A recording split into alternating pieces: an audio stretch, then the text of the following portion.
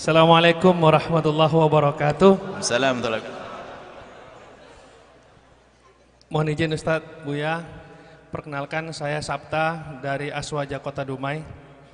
Mungkin pertanyaan ini di luar judul yang telah ditentukan, tapi mungkin ini ada sedikit bermanfaat bagi beberapa jemaah. Kami mohon izin Ustadz, mohon bantuan ijazah amalan bagaimana kita bisa diberi kemudahan dalam membayar hutang.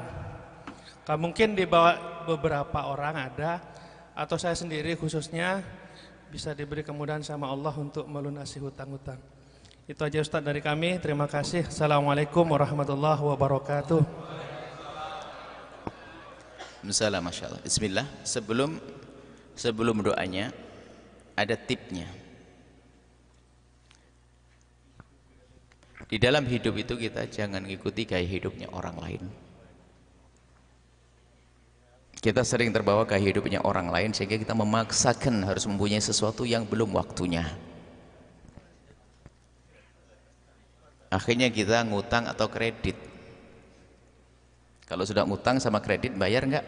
Harus bayar kan? Itu yang menjadikan orang akan menjadi terpuruk. Biasakan dengan hidup sederhana. Itu menjadikan kita mudah untuk terhindar dari utang. Biasakan hidup sederhana. Kalau sudah hidupnya jor-joran itu alamat dia bakal banyak utang. Dia memaksakan diri. Waktu suaminya gajinya cuma 2,5 juta, dia beli tas harganya 25.000. Ya kan? Tak taunya gaji suaminya naik, bukan 2,5 juta menjadi 25 juta. Tasnya 250.000 harganya, naik tasnya. Dan seterusnya. Jadi yang pertama adalah harus kita mengatur cara hidup kita. Sebab apa artinya kita tambal di sini tapi ini belum dibenahi cara hidup. Ada orang cara hidupnya gaya ngutangan.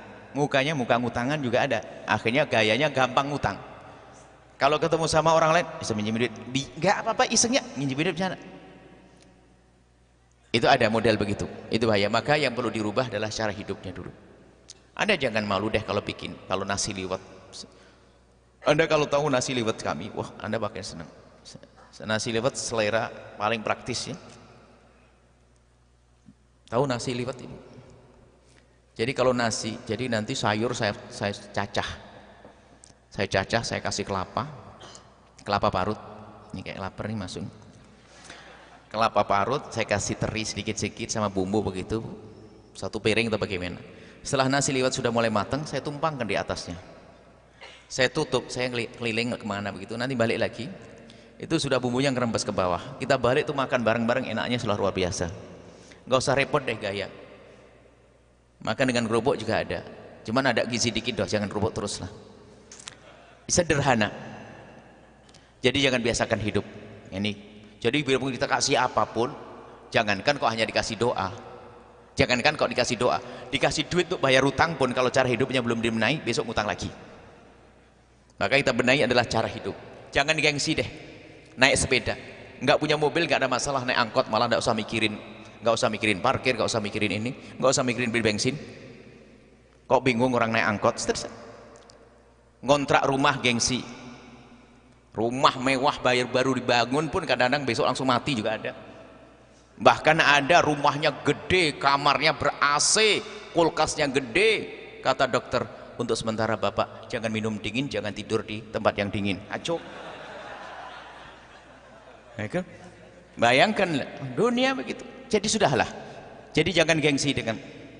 Kalau Anda gengsi naik sepeda, besok naik sepeda lama. Saya suka sepeda engkol, sepeda lama. Suka jalan-jalan begitu. Jalan kaki, jangan biasa gengsi. Baju buja wajubah begini.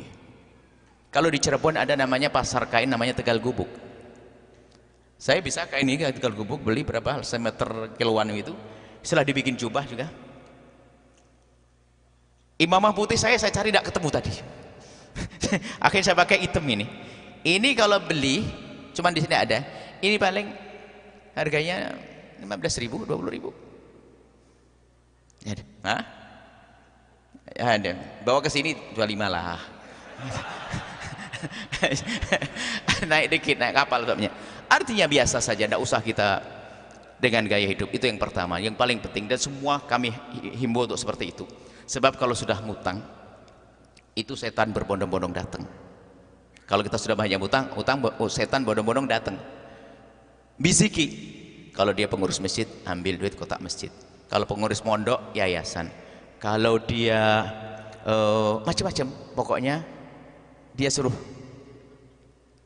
ngambil pokoknya.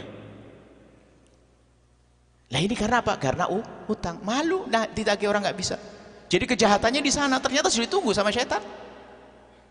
Baik, setelah itu ya, kalau masalah doa-doa ya banyak doanya. Doa yang paling tepat adalah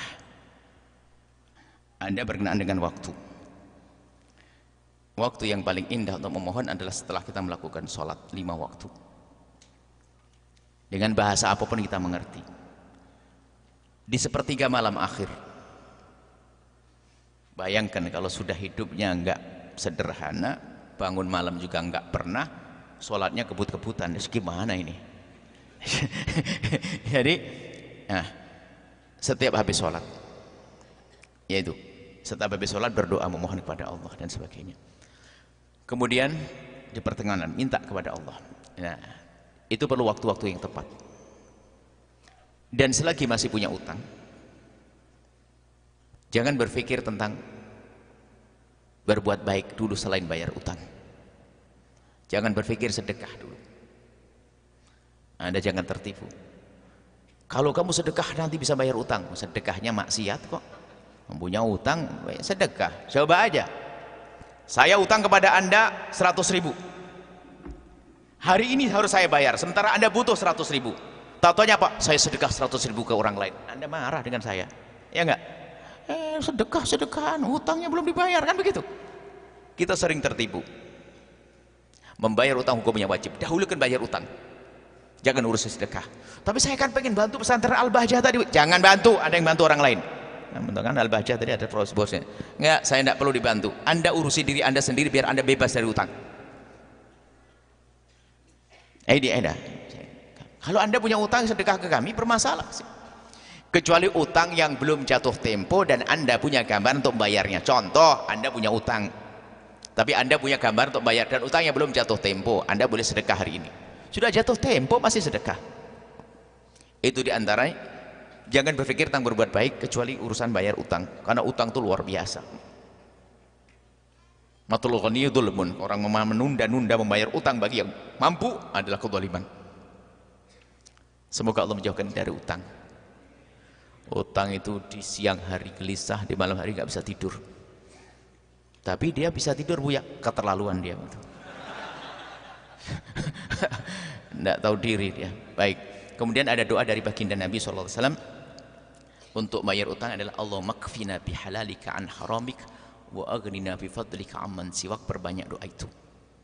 Allahumma kfina bihalalika an haramik wa aghnina bifadlika amman siwak. Allahumma kfina, ya Allah cukupkan kami ya Allah, bihalalika dengan kehalalan darimu ya Allah, wa aghnina dan kayakan kami, bifadlika dengan karuniamu amman siwaka, sehingga aku tidak perlu ngutang-ngutang, tidak perlu kepada yang lainnya darimu ya Allah. Ini adalah doa yang diajarkan bagi Nabi SAW. Kemudian juga diantaranya yang saya lupa kami sebutkan, orang yang dililit utang dan sebagainya, Anda koreksi. Mungkin Anda siapapun punya kesalahan dengan orang tua, bergegaslah menghadap pada orang tua dan minta maaf, karena mungkin kita menyakiti orang tua dan sebagainya. Cium tangannya, peluk dengan hangat, minta maaf dan berjanji untuk tidak mengulangi kesalahan itu, karena bisa jadi sebabnya adalah di sana. Insya Allah setelah itu diselesaikan semuanya. Wallahu a'lam bishawab.